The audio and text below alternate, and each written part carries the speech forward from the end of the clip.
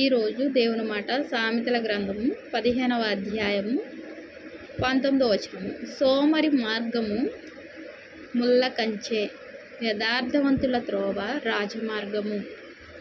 సోమరి అంటే ఎవరు? ప్రియమైన దేవుని మాట వింటున్న వాళ్ళారా, బద్దకించేవారు, ఉదయాన్నే నిద్ర లేవని వారు,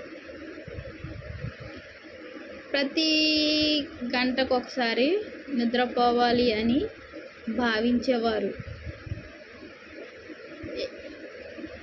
వారి యొక్క చూపు పడక మీద ఉంటుంది. పడక అంటే వేరేగా అనుకోవద్దు, అంటే వారికి మత్తుగా ఉంటుంది. వారి మనసు ఉన్న దాన్ని బట్టి వారి శరీరం కూడా రెస్ట్ తీసుకోవాలని కోరుకుంటుంది. అంటే ఏంటి? నిద్రపోవాలనే ఆశ. వీరిని సోమరి అంటారు. వాక్యం వింటున్న వాళ్ళారా, సోమరి మార్గము ముళ్ళ కంచె. వారు చేయాలనుకునే సమయంలో వారి పనులు చేయలేని పరిస్థితి, వారి యొక్క ఆలోచన నెరవేరలేని పరిస్థితి. సోమరి మార్గము ముళ్ళ కంచె, యథార్థవంతుల త్రోవ రాజమార్గము అంట.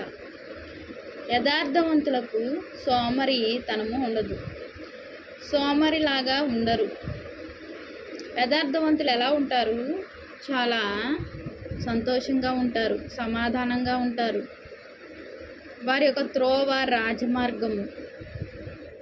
వారి త్రోవలో ఎటువంటి ముళ్ళ కంచె ఉండదు. ఎందుకంటే వారు యథార్థమైన మనసుతో ఉన్నారు కాబట్టి. వాక్యం వింటున్న నా ప్రియమైన సహోదరి సహోదరులారా, యథార్థవంతుల జాబితాలో మీరు చేర్చబడ్డారు. ఇక నుంచి మీ త్రోవ ఏ రీతిగా ఉంటుంది? రాజమార్గంలా ఉంటుంది.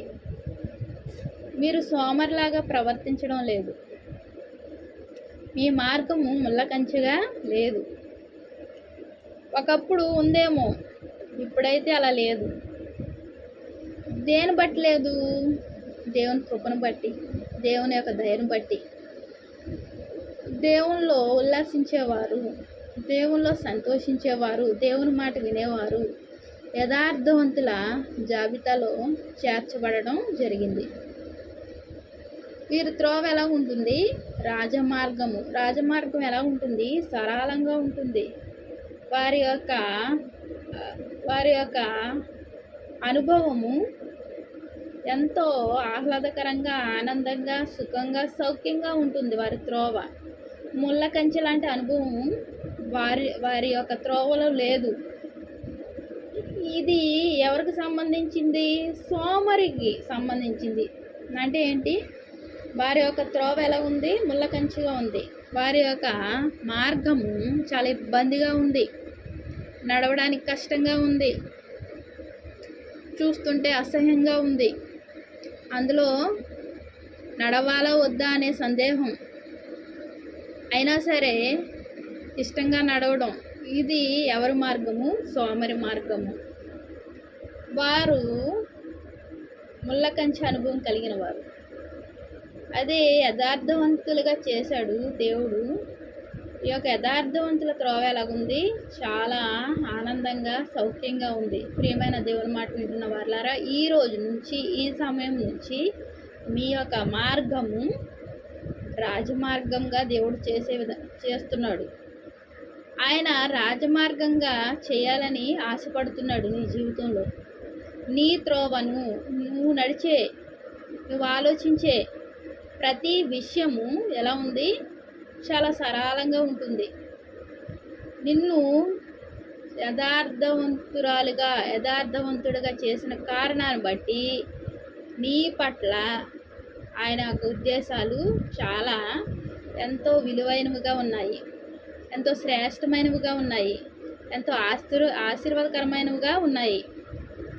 మరి నువ్వు రాజమార్గంలో నడవాలని ఆశపడుతున్నావా? రాజమార్గంలో ఉండాలి అని నువ్వు కోరుకున్నట్లయితే, రాజాదిరాజును, ప్రభులకు ప్రభువును, ఆయన యొక్క మార్గంలో నువ్వు నడిచినట్లయితే నీ త్రోవ రాజమార్గం అవుతుంది. ఆయన రాజు కాబట్టి ఆయన బిడ్డల జీవితాలు కూడా ఎలాగుంటాయి?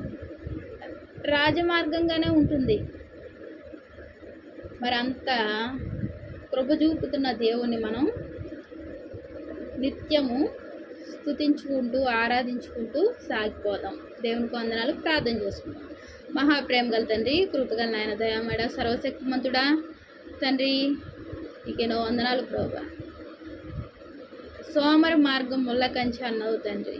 ముళ్ళ కంచె లాంటి అనుభవం నుంచి ప్రభువా నాయన రాజమార్గంలోకి తీసుకొచ్చిన విధానాన్ని బట్టి వందనాలు చెల్లించుకుంటున్నానయ్యా. నీ వాక్యం వింటున్న ప్రతి బిడ్డ యొక్క త్రోవ రాజమార్గంగా చేసావయ్యా తండ్రి. నేను వారిని ఆశీర్వదిస్తున్నావు ప్రభా. వారి త్రోవలో ప్రభా నాయన ముళ్ళు లేకుండా ప్రభా నాయన సరళంగా సౌఖ్యంగా ఆహ్లాదకరంగా చేసావయ్యా. నీకెన్నో వందనాలు, స్తోత్రాలయ్యా. ప్రతి ఒక్కరిని పేరు పేరున ఆశీర్వదించి నీ కృపతో నింపి తన్ని దీవులు కుమ్మరిస్తున్నందుకు వందనాలు చెల్లించుకుంటూ నా ప్రభుని ప్రియరక్షకుడు అనే క్రీస్తు నామములో అతి వినయంగా బ్రతిలాడి వేడుకుంటున్నాను తండ్రి. ఆమేన్, ఆమేన్.